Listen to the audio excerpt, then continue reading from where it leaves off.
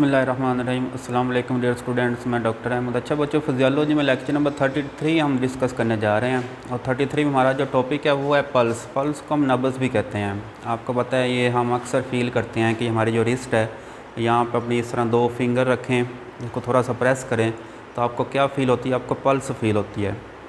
तो ये अब पल्स होती क्या है? अब देखें, अगर हम इसको डिफ़ाइन करें तो ये रिदमिक कॉन्ट्रैक्शन एंड रिलैक्सेशन, तो ये लगातार कॉन्ट्रैक्शन एंड रिलैक्सेशन हो रही है ऑफ आर्टरी के। यहाँ पे हमारी जो आर्टरीज़ हैं ना वो लगातार कभी सिकुड़ रही हैं, कभी फैल रही हैं। तो कैसे सिकुड़ और फैल रही हैं?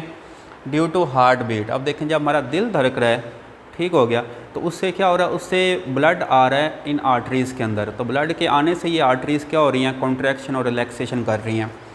तो इन आर्टरीज़ की कॉन्ट्रैक्शन और रिलैक्सेशन को हम क्या कहते हैं? ये पल्स है, ये नब्ज़ है। ठीक हो गया।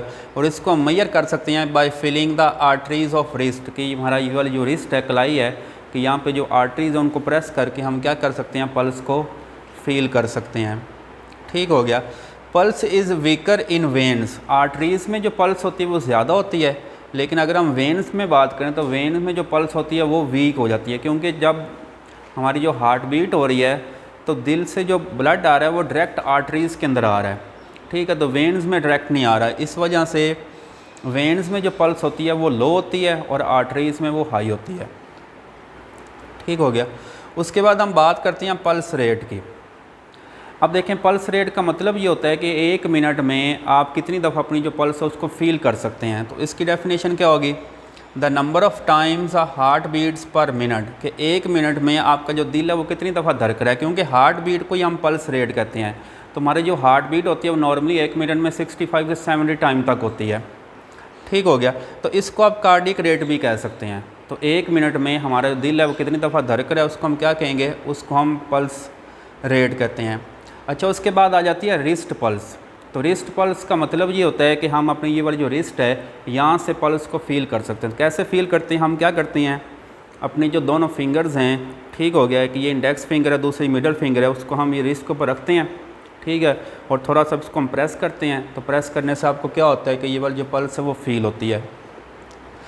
अच्छा, उसके बाद होती है आर्ट्रियल पल्स। आर्ट्रियल पल्स का मतलब होता है ऐसी पल्स जो आर्टरीज़ के अंदर होती है। तो देखें, expansion of arteries due to internal pressure changes in arteries, के आर्टरीज़ के अंदर जो प्रेशर चेंज हो रहा है जिसके रिज़ल्ट में आर्टरीज़ क्या कर रही हैं? वो एक्सपेंड कर रही हैं। तो इसको हम कहते हैं आर्टीरियल पल्स। और दूसरी होती है वीनस पल्स। तो वीनस पल्स में क्या होगा? तो यहाँ पे एक्सपेंशन होगी वेन्स की ड्यू टू प्रेशर चेंजेस। ठीक हो गया।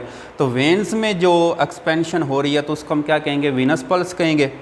और वीनस पल्स बिल्कुल वीक होती है, इसको आप फील नहीं कर सकते। इसको अगर आपने फील करना है तो कैसे फील करेंगे? Can be recorded by cannula into when, कि अपनी वेन में आप कैनुला डालें, ठीक हो गया, और फिर वहाँ से आप क्या कर सकते हैं? ये वाली जो पल्स है उसको आप फील कर सकते हैं।